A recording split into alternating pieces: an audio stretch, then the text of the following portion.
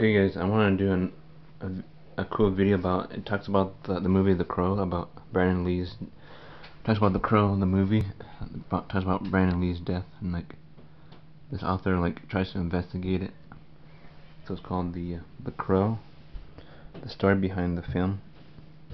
Some people say that Brandon Lee was shot on the set, but some people say that I heard some videos on YouTube that it was because the people on the set were overworked, or they were just the guns in their gun were just someone forgot to clean the guns, and like it was like someone tried to take out the bullet out of the gun in the chamber, but then they just, even though they knew it was in there still a little bit, they just left it in there. Like they were supposed to take it out.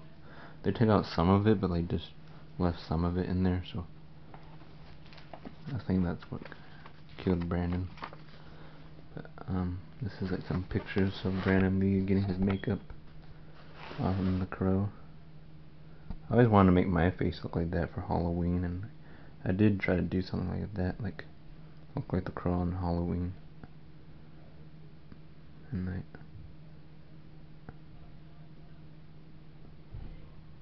so like, let's see, that's him right there. I also heard like they were supposed to get married. People were supposed to get married when they filmed this movie, Shelley Webster. He was supposed to get married when he filmed this movie after, but they never got to. Let's see. It has a lot of pages in it. Let's see, 265 pages around there. So that's the author who wrote the book about Brandon Lee. Bridget Bass is an international television and print journalist. She has reported extensively on the entertainment business for British-based Sky News and writers, television and domestic for America. Online entertainment portal Entertainment Asylum. After graduating from UCLA's School of Theater, Film and Television,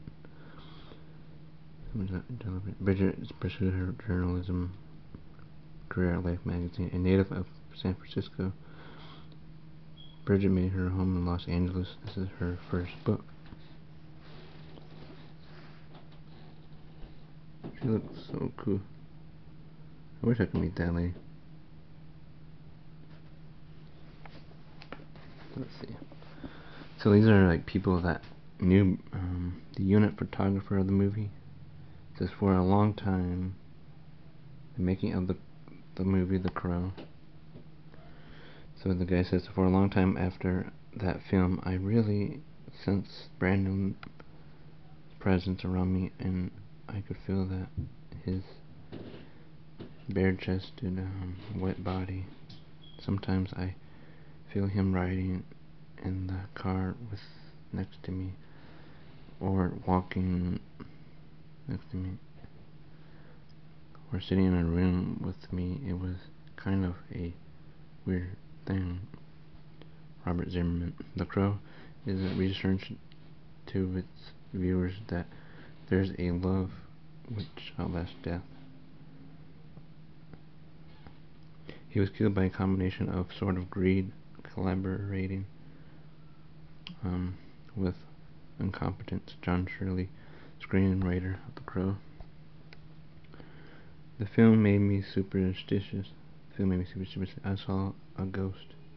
Lawrence Mason, actor who played Tintin, destroyed a lot of people's lives. It destroyed a lot of people's lives. It took me a long time to repair the feelings of being there. To see someone shot. Area Phillips, costume designer. Love is the greatest motivating element in anyone's life. I saw that in The Crow. There was a guy in such a present moment in his life. He was tragically killed in love, and it's flourishing moment.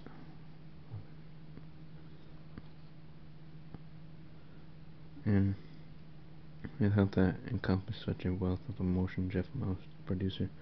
This revealing book lays bare the closely guarded facts surrounding the making of controversial cult movie. Wow. That's awesome. Yeah, this is a really great book. It's really... Some people wish Brandon Lee was alive. Like, if he was alive today, he would have taught us a lot about, Bruce Lee, and like he would have made really better films than today's Hollywood. I think I'm really, a lot of Hollywood movies are really bad now. Like, The Crow was a really good movie. Yeah, like, all the movies today are like really boring, but The Crow was 90s action films, martial art movies were so the best. And Bruce Lee films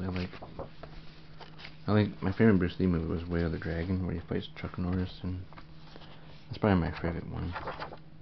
Where it has that cat meowing and then they start fighting. And on March 31st, 1993, while The Crow was in its final day of filming, in a strange accident on the set, his 28-year-old star Brandon Lee was shot and killed. But using the newest digital effects, the movie's producers overcame this personal and financial disaster. They found a way to complete the film successfully. So successfully that when it opened in the USA, immediately it became number one at the box office. Just in The Crow, a dark, violent tale of murder and revenge has become a cult movie.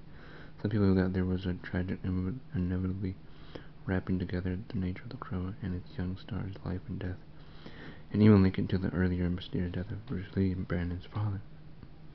Bridget Bates became fascinated by the whole of the film exercises over the imagination of so many people, and was determined to examine this phenomenon. She found that for many of those who worked on the movie, it was the best and the worst experience of their lives. And me too. Although Brandon Lee's death meant that many of them were reluctant to talk about what happened, nevertheless, Bates recounts the history of the project from the origin of the obscure comic book. There are acquisitions of the film rights by a maverick Hollywood producer